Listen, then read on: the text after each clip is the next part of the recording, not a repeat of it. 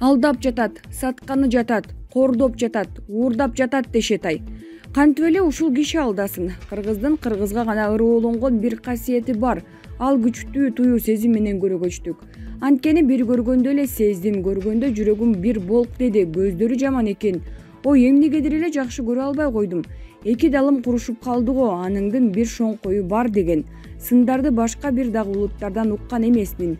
Кыргыз гана бир көрүп 80% туура баамын берет адамга. Кыргыз гана адамды бир көрүп сезет, туят. Адамды эле эмес, күлүк чыгаар кулунду.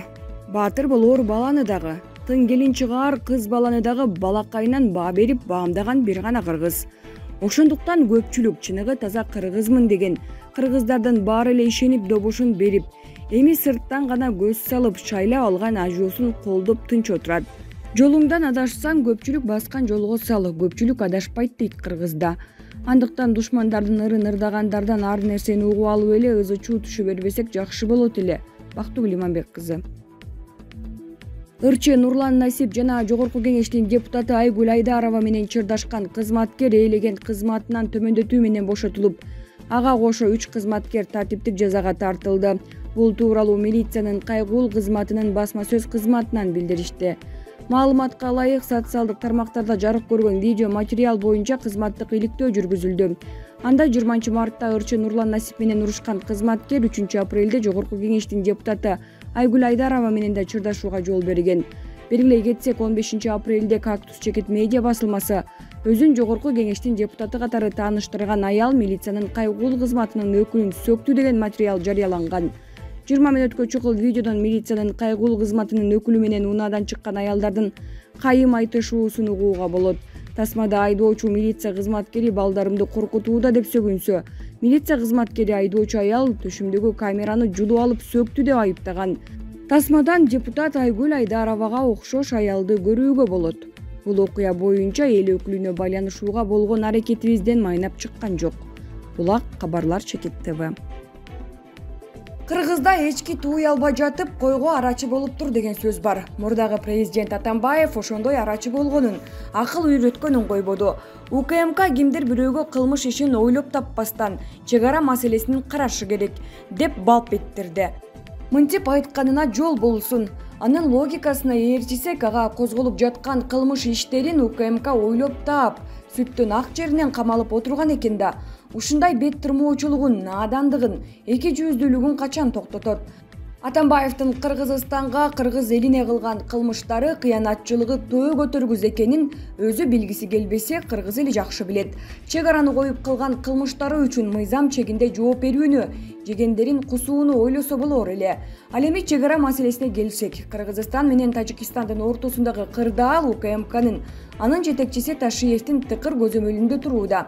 Чек ара маселелерине жооптуу адам катары Ташиев тажиктердин чагымчыл аракеттерине каршы ыкчам чараларды көрүп, тажик тарап менен сүйлөшүүлөрдү жүргүзүп, кырдаалды алдын алып турукташтырууда. Мурда чек ара аймагында чыр-чатактар үчүн конкреттүү эч бир мамлекеттик орган, кызмат адамы жооп бербей келген болсо, азыр бул маселе УКМКнын милдетине кирген. Анын жетекчиси Ташиев өзү жоопкерчилигин сезип, бул багытта күндөп-түндөп иш алып барып келүүдө. Чын-чынына келгенде, абакта мурдагы президенттин Баткендеги чек ара көйгөйлөрүн урган деле жери жок. Болгону чек ара маселелерине жооптуу Ташиев болгондуктан УКМКны каралап, анын арты менен Ташиевке күбө жапкысы келип атпайбы? Чынара Эдилбекова. Орусия Украинанын миңдеген аскери багынып бергенин билдирет. Орусиянын коргоо министрлиги Мариуполь шаарында Украин деңиз аскерлеринин 36 бригадасынын 1026 жоокери багынып бергенин билдирди. Мекеменин расмий өкүлү Игорь Коношенков алардын арасында 162 офицер жана 47 аял бар экенин кабарлады. Анын айтымында жаракат алган 151 Украин аскерине медициналык жардам көрсөтүлүп, алар ооруканага жеткирилген. Өз кезегинде Украинанын коргоо министрлигинин өкүлү Мариупольда Украин аскерлери багынып бергени тууралуу маалыматты четке кагып, ал ырастала электигин билдирди. Украин президентинин жардамчысы Алексей Арестович 36-бригаданын аскерлери уруш тилкесинен өтүп, шаарда кармашып жатканын, Азов батальонуна кошулганын Facebook'тагы баракчасына жазды. Эске салсак, Орусия Украинага каршы согушту 24 февралда баштаган. Путин анын максаты 8 жылдан бери Киев режиминин басмырлоосуна, геноцидине кабылып келгендерди коргоо жана бул үчүн Украинаны демилитаризация жана денацификация жасап, жана Донбасстагы жай жашоочулардын канына забын болгондорду аскер сотуна берип жоопкерчиликке тартуу пландалып жатат деп айткан. Булак Назар Ньюс Шекиткейже. Украинадагы атайын операция жакында аяктайт. Россия аны көпкө созууну каалабайт.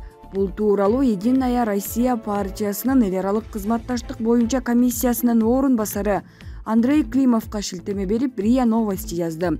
Россиянын Украинадагы атайын операциясы жакында аяктайт. Биз аны атайылап созуу ниетибиз жок. Украинанын биолабораторияларын көрүп, бул мамлекетти Россия жана бүткүл дүйнө үчүн коопсуз кылсак жетиштүү. Андан кийин аскердик фаза токтойт, деди ал. Ошол эле маалда Климов батыш өлкөлөрү Украинага курал-жарак жеткирүүнү улантып, отко май чачып жатканын кошумчалады. Булак Спутник Кыргызстан. Урматтуу кыргызстандыктар, бизде ишене таяна турган Россиядан башка ишенимдүү мамлекет же эч бир өлкө жок. Садыр Нуркожоевич туура айтып жатат. Президентибиз Садыр Нуркожоевичти 100% жалпы кыргызстандыктар колдошубуз керек. Бүгүнкү күнү Россияда 1,5 миллионго жакын мигранттарыбыз иш менен камсыз болушуп, керек болсо ошолор жөнөткөн акчалардын эсеби менен Кыргызстан, кыргыз эли 30 жылдан бери ирденип оокат кылып жашап келе жатабыз.